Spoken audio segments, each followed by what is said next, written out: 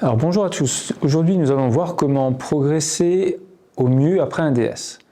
Alors le constat que j'ai fait en tant qu'enseignant depuis plusieurs années, c'est qu'un devoir surveillé est une bonne manière d'évaluer le niveau d'un élève, mais c'est aussi une très bonne carte de ce que l'élève sait faire, de ce que l'élève ne sait pas faire. Donc c'est un très bon bilan et c'est vraiment dommage de ne pas se servir de ce bilan pour permettre à l'élève de progresser. Il faut vraiment comprendre qu'un DS ne s'arrête pas le jour où on vous donne une note. Le DS s'arrêtera le jour où vous saurez faire autant de choses que vous, selon vous, vous devez savoir faire sur ce DS. Un élève qui veut avoir 18 à un DS et qui a eu 13, eh bien, il doit encore retravailler pour savoir obtenir 5 points en fait, à ce DS. Celui qui a eu 5 et qui aimerait bien avoir 11, eh bien, il a encore 6 points à comprendre, équivalent en question, pour pouvoir progresser et arriver jusqu'à 11. Donc, vraiment, arrêtez de prendre vos DS avec votre note dessus, les glisser dans votre sac en disant, ben voilà, j'ai pas eu la note que je voulais ou quoi que ce soit, et je le range et je m'en servirai jamais. Au contraire, c'est un très bon état des lieux, ce qui fait écho à la vidéo sur apprendre à travailler et à progresser à partir de ses erreurs. Le bilan d'un DS, eh ben, ça vous dit ce que vous avez su faire, et là où vous étiez maladroit, là où vous aviez une lacune, là où vous avez fait un contresens, et ainsi de suite. Ce bilan de votre état de connaissance, il ne faut surtout pas refermer votre copie en disant « je ne veux pas savoir ce que je sais, ce que je ne sais pas ». Donc, moi, ce que je fais après chaque DS, ce que j'appelle les questions vertes. Alors, vertes, tout simplement parce que je vais entourer sur le sujet en vert pour différencier ce que je peux écrire en rouge sur le sujet, entre 5 et 7 questions sur l'ensemble du contrôle, que l'élève va devoir retravailler comme un DM en temps libre chez lui, avec son cours s'il veut, avec de l'aide s'il en a besoin, jusqu'à ce qu'il comprenne ce qu'il devait faire. Donc soit j'entoure des questions que l'élève a déjà entamées, c'est souvent le cas, et qu'il n'a pas su faire correctement, vu que je lui ai mis un commentaire et que je lui ai donné des indications sur sa copie, il voit déjà là où ça ne marchait pas.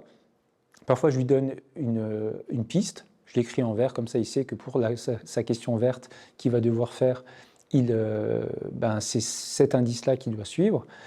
Et souvent, l'élève, il rentre chez lui, il prend sa copie, il regarde les questions vertes, il se met en mode DS maintenant en temps libre, je continue mon DS et je regarde ce que je sais faire avec un peu plus de temps, avec moins de fatigue.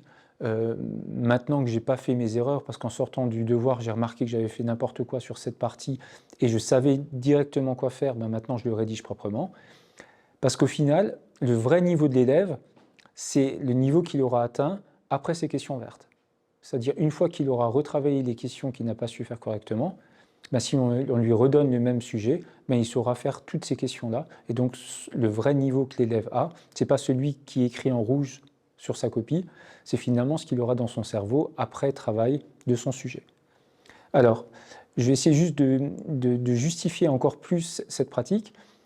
Un élève qui a 18 sur 20, alors déjà, je vous rappelle que les notes en prépa ODS ne sont pas forcément de ce niveau-là, mais l'élève qui a 18 sur 20, il se dit « j'ai 2 points à rattraper, je sais ce que je dois travailler ».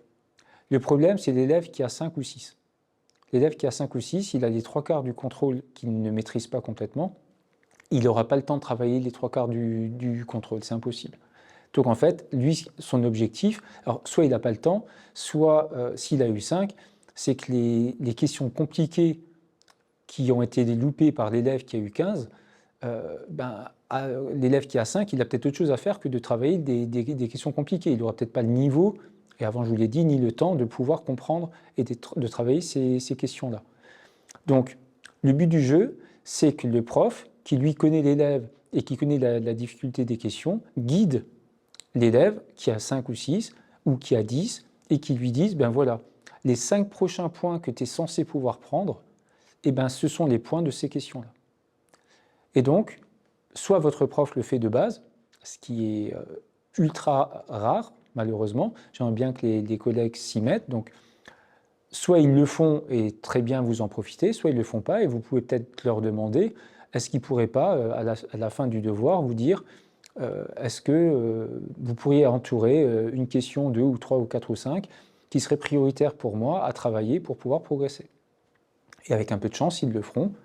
Soit alors, sinon, s'ils ne le font pas, vous pouvez essayer de trouver vous-même des questions que vous avez commencé à aborder, que vous avez mal traitées, et vous dites, ben, tiens, ben, je vais essayer de retravailler ça.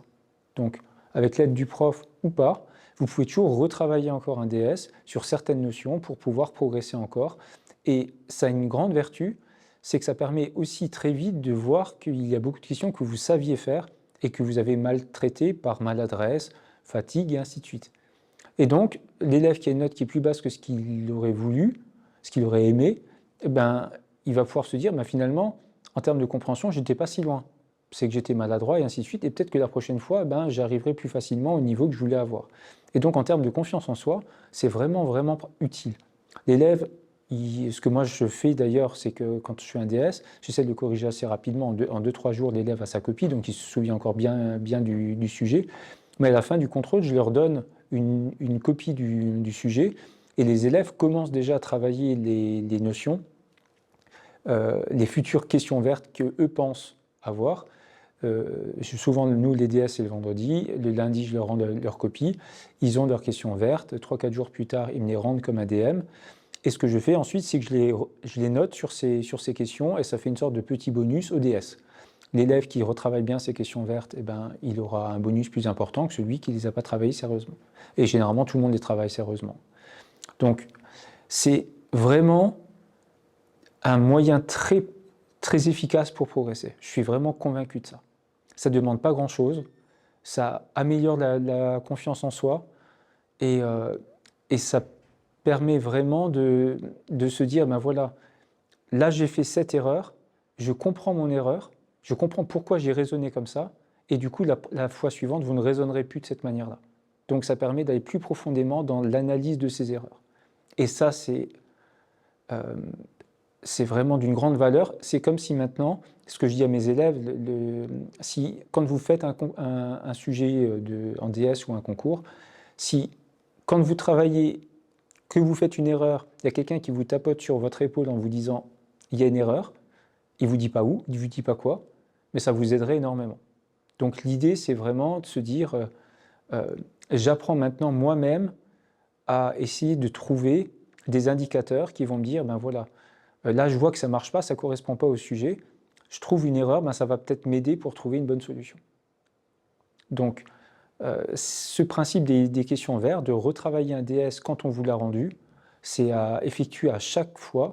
Honnêtement, en termes d'heures, pour un DS de 4 heures, ou un petit bac de 2 heures pour ceux qui sont en termes, travailler au moins, je dirais, la moitié du temps prévu par le contrôle sur des questions après avoir reçu votre note.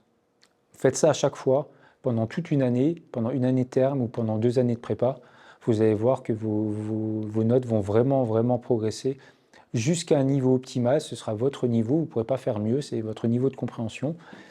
Mais au moins, vous n'aurez pas de regrets parce que vous pourrez dire, ben voilà, je suis allé au maximum de mes capacités parce que mes méthodes de travail étaient très efficaces. J'espère que cette vidéo vous a plu, je vous dis à très bientôt.